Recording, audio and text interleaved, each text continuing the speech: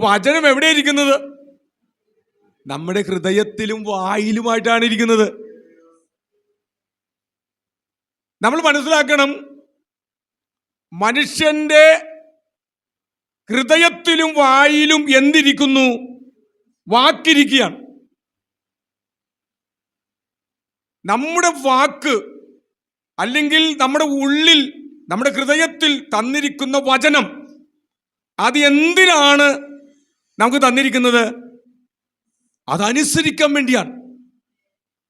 ഏറ്റവും സമീപമായി നമ്മുടെ കൂടെ ഇരിക്കുകയാണ്. ദൈവത്തെ അന്വേഷിച്ച് നമ്മൾ കാതങ്ങൾ ദൂരെ പോകേണ്ട ആവശ്യമില്ല. പലരും ദൈവത്തെ അന്വേഷിച്ചു പോവുകയാണ്.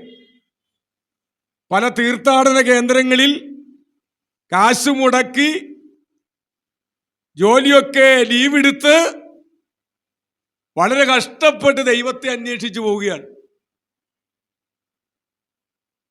പക്ഷേ ദൈവവചനം എന്താ പറയുന്നത്? ദൈവം നിന്റെ ഏറ്റവും അടുത്താണ്. നിന്റെ വായിലും നിന്റെ ഹൃദയത്തിലും ദൈവം ഇരിക്കുന്നു, വചനമിരിക്കുന്നു. നീ അവിടെ ഇവിടെ ഒന്ന് അലഞ്ഞു നടക്കേണ്ട ആവശ്യമില്ല.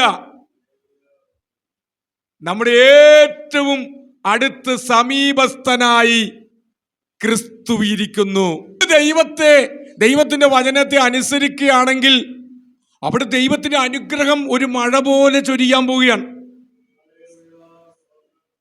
ഒരാൾ രക്ഷിക്കപ്പെടുക, വീണ്ടും ജനിക്കുക എന്ന് പറഞ്ഞാൽ വളരെ നിസ്സാരമായ ഒരു പ്രക്രിയയാണ്.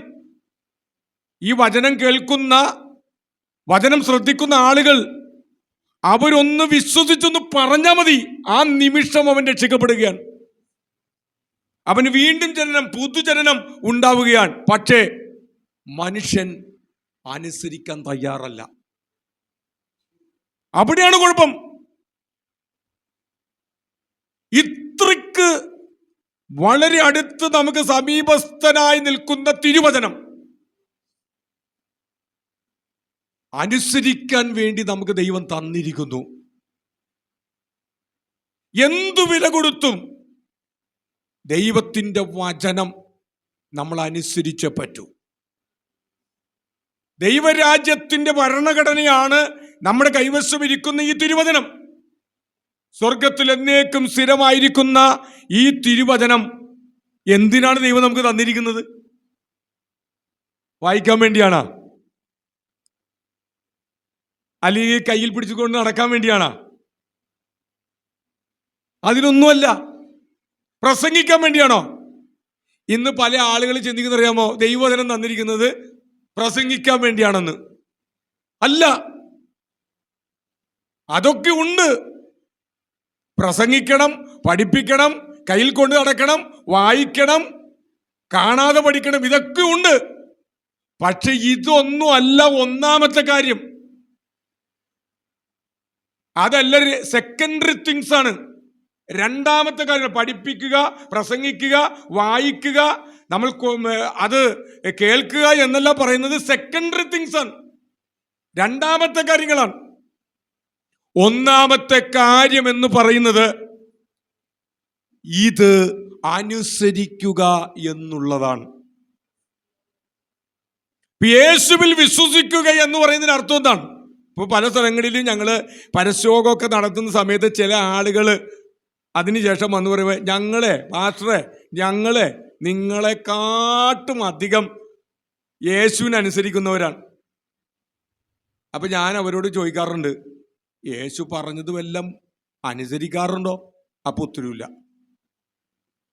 അവര് പറഞ്ഞിരിക്കുന്നത് വിശ്വസിക്കുന്നവരേമോ യേശുവിൽ വിശ്വസിക്കുന്നു പറഞ്ഞാൽ യേശുവിൽ വിശ്വസിക്കുന്നു, കർത്താവേ ഞാൻ നിന്നെ വിശ്വസിക്കുന്നു, അതാ വലിയ കാര്യം എന്നാണ്. അല്ല, നമ്മൾ വിശ്വസിക്കുന്നു പറയേണ്ട ആവശ്യമൊന്നുമില്ല.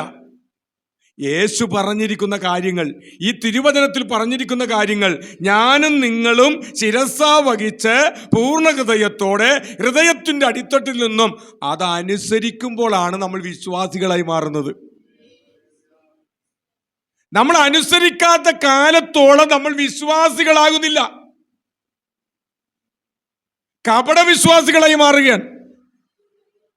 നമ്മൾ യഥാർത്ഥ വിശ്വാസികളാണെങ്കിൽ നമുക്ക് ഈ ദൈവവചനത്തിൽ പറയുന്ന എല്ലാ കാര്യങ്ങളും കേട്ടില്ലെങ്കിലും, എല്ലാ പ്രസംഗം കേട്ടില്ലെങ്കിലും, കേട്ട ഒരൊറ്റ കാര്യം മാത്രം, ഒരു കാര്യമാണോ കേട്ടിട്ടുള്ളൂ, ഒരു കാര്യമാണോ നമ്മൾ അറിഞ്ഞിട്ടുള്ളൂ, അതെന്ത് ചെയ്യണം? അതനുസരിക്കണം. അനുസരണമുള്ള മക്കളായി നമ്മൾ മാറണം.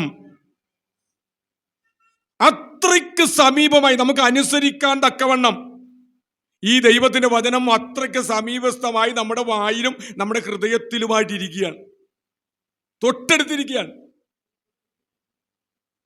അപ്പോൾ അനുസരണത്തിന്റെ അർത്ഥം ഇതാണ്.